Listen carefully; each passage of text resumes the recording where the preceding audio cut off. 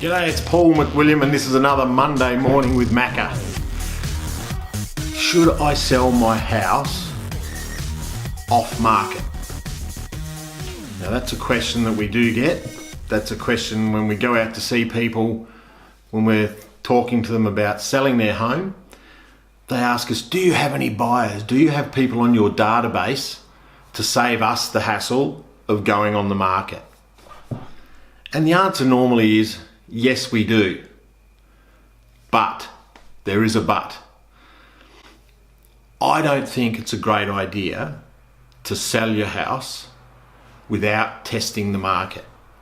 Now, there may be circumstances, and you can only judge that for yourself, that demand that you sell in the quickest possible time, and if you've got a willing buyer that's prepared to pay you a price that you're happy with before opening it up to the marketplace, well then absolutely take the money and move on and do what you need to do.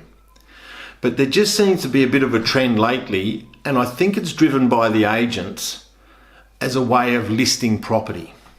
You know, you've got all these off market, they're different names, you know, they've got them in the vault, the box, the something book, everything else. That's where their buyers are. List with us and we'll expose you to all our buyers. And you won't have to go on the market, you won't have to worry about all those open homes, and we'll do it seamlessly and painlessly for you.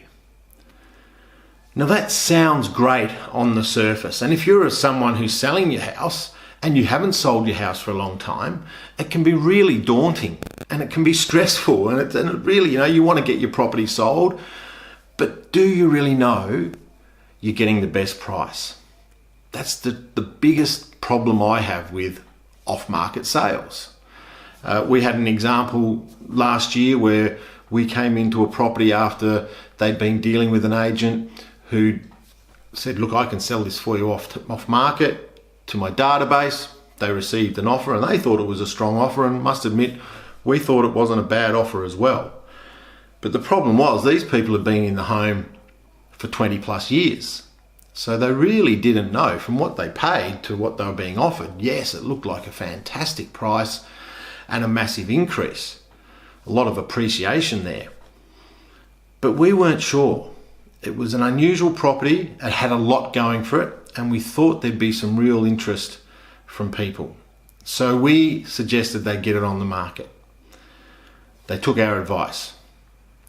On the market, still sold very quickly within about 7 days, but it was exposed to more than just the people that were looking at it off market.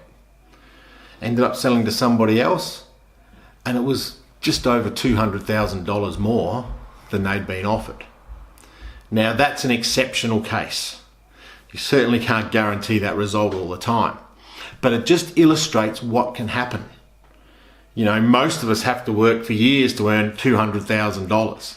Years and years.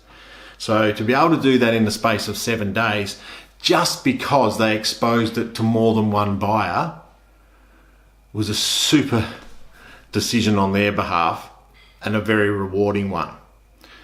Now, whether it's $5,000, $20,000 or $50,000, who knows? But I think you're doing yourself a great disservice and your property a great disservice if you don't get it on the market. And that doesn't mean you have to go with a full-blown auction campaign. You know, you can put it on the market, put it to the database, but also expose it to the world, whether it's on the internet or through some targeted marketing on social media. It may cost you a little bit more, may cost you $500, $1,000 or $1,500 more, but in the overall scheme of things, I know I can't afford to leave $10,000, $30,000, $100,000, $200,000 on the table. And why should you let the buyer come in and make $200,000 because they bought well? That's not what you're trying to do when you sell your property, and that's not where we shouldn't be trying to do as agents, is undersell property. Now I know that's not what agents are doing when they recommend that people sell off market. I know they have the owner's best interest at heart. But they really need to think about it. It's not just a tactic, guys, to list property. Because it is tough out there. Listings are very hard to come by. And if you can make it sound wonderful and easy for clients, it's very tempting for the client to give it a go. But our job is to get the vendor, the client, the seller, the best possible price. Our job is not to make it easy for the buyer. Our job is not to make it hard for the buyer, but our job is not to make it easy for the buyer that they can slip in without any competition and secure their dream home for under market value. Now, it doesn't always happen that way. Sometimes, I admit, people can get a great price. But in my experience, the way to get the premium price is to generate competition. I'm an old football player. Competition's what it's all about. Competition for places in the team. Competition on a sad day with your opponent brings out the best in you. The same thing applies to real estate. Competition will get you the best price. Now, the best price might be what that person who came to you off market was prepared to pay. But at least you now know that that's the best price.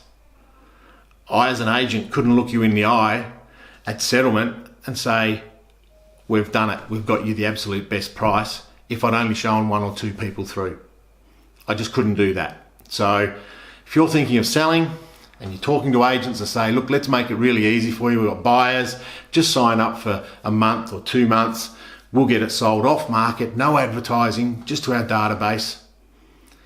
Just think seriously about the actual end result, because you might be saving yourself $1,000 or $2,000 in marketing or advertising. In some cases, more than that. But you could be costing yourself $20,000, $30,000, $200,000. So I'd just like to leave you thinking about that what sounds sometimes too good to be true, we've all heard it, is not always the case. But that's my 2 cents worth. That's another Monday morning with Macca. Have a great day and I'll see you next week.